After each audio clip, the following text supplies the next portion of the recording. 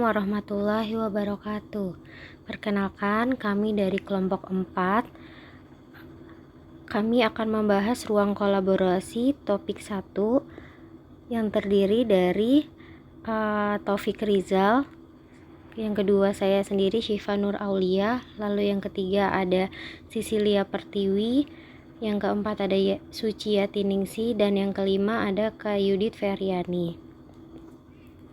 Oke, untuk studi kasus yang pertama, bayangkan jika Anda adalah seorang guru matematika di kelas 7. Saat ini Anda hendak menyampaikan materi mengenai matematika sosial, yakni mencari nilai rata-rata atau MEAN. Untuk memudahkan peserta didik dalam memahami pembelajaran, Anda mencoba untuk membuat urutan atau langkah-langkah yang perlu diikuti oleh peserta didik agar dapat mencari nilai rata-rata pada sebuah soal.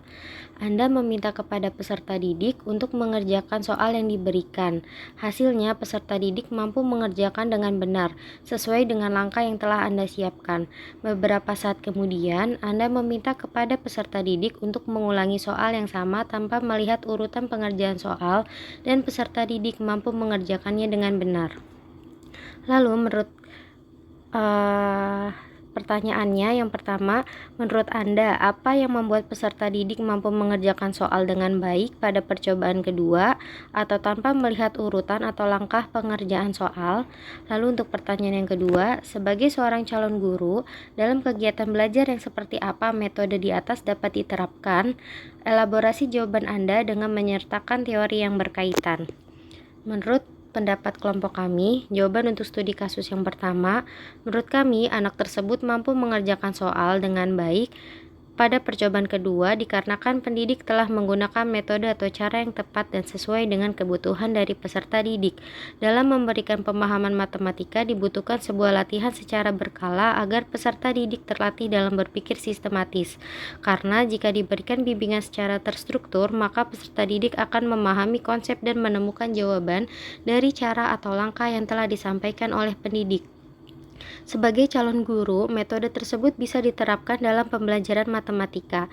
Metode tersebut mampu mengoptimalkan bakat dan kecerdasan peserta didik yang sudah terbentuk sebelumnya, melalui kegiatan pengulangan dan pelatihan yang berkesinambungan. Menurut teori belajar behavioristik, kegiatan pengulangan dan pelatihan tersebut berfungsi sebagai proses penguatan untuk mengoptimalkan kemampuan peserta didik agar semakin terampil.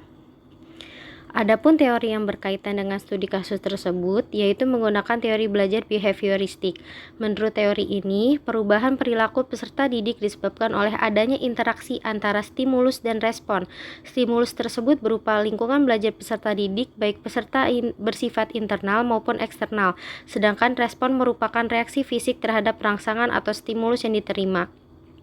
Dengan adanya mengutamakan mekanisme terbentuknya hasil belajar melalui prosedur stimulus respon, pembentukan kebiasaan melalui latihan pengulangan menjadi salah satu ciri dari teori belajar behavioristik, sehingga sangat sejalan dengan studi kasus tersebut. Lalu untuk studi kasus yang kedua, Rina adalah seorang guru di kelas 1 sekolah dasar. Sebagian peserta didiknya belum bisa menghitung dengan lancar. Rina sedang memikirkan cara yang sesuai untuk membantu setiap peserta didik menyelesaikan tantangan belajarnya. Pertanyaan yang pertama, menurut Anda, apa yang dapat Rina lakukan untuk membantu peserta didiknya sesuai dengan tahapan perkembangan usia? Pertanyaan yang kedua, mengapa Anda menyarankan hal tersebut? Elaborasi jawaban Anda dengan menyertakan teori yang berkaitan. Menurut pendapat kelompok kami, jawaban studi kasus yang kedua, yang dapat dilakukan oleh Rina adalah dengan melakukan pembelajaran dengan media atau metode yang tepat seperti menggunakan media dengan benda nyata. Karena pada usia peserta didik di kelas rendah ketika melakukan pembelajaran masih berhubungan erat dengan kehidupannya sehari-hari. Sehingga ketika melakukan kegiatan pembelajaran, para peserta didik terikat dengan benda-benda nyata yang dapat dilihat dengan panca inderanya. Dan ketika melakukan kegiatan pembelajaran dengan menggunakan benda nyata, para peserta didik dapat lebih memahami materi yang sedang disampaikan oleh guru. Kami memberikan saran dengan menggunakan benda nyata karena pada tahap perkembangan para peserta di kelas rendah masih sangat sulit jika tanpa bantuan media, sehingga ketika pembelajaran menggunakan benda nyata yang ada di sekitar, para peserta didik dapat membantu para peserta didik memahami materi yang sedang disampaikan. Teori yang berkaitan dengan kasus ini adalah teori sosial kognitif, di mana pada teori sosial kognitif dan lingkungan saling berinteraksi untuk mempengaruhi pembelajaran. Lalu, untuk studi kasus yang ketiga, Made adalah seorang guru yang mengajar di salah satu sekolah negeri wilayah Bali. Ia mampu mata pelajaran bahasa Indonesia. Ia hendak mengajarkan materi teks deskripsi pada peserta didiknya. Pada buku cetak yang menjadi panduannya saat mengajar, terdapat beberapa contoh teks deskripsi menceritakan tentang bangunan-bangunan pencakar langit yang ada di ibu kota. Dengan memperhatikan latar belakang setiap peserta didiknya, Made pun mencoba memberikan contoh berbeda. Ia memberikan contoh teks deskripsi tentang pantai dan makanan khas di Bali. Pertanyaan pertama, menurut Anda apakah pertimbangan dan keputusan Made sudah sesuai? Mengapa demikian? Untuk pertanyaan yang kedua, prinsip apa yang Made gunakan dalam studi kasus tersebut? Elaborasi jawaban Anda dengan menyertakan teori yang berkaitan. Menurut pendapat kami, untuk jawaban studi kasus 3, menurut kami keputusan dari Made sudah sesuai karena dengan memberikan teks deskripsi tentang pantai dan juga makanan khas Bali yang merupakan hal yang dekat dengan para peserta didik dalam kehidupannya sehari-hari, sehingga para peserta didik akan menjadi lebih mudah untuk memahami teks deskripsi yang sesuai diberikan oleh Made.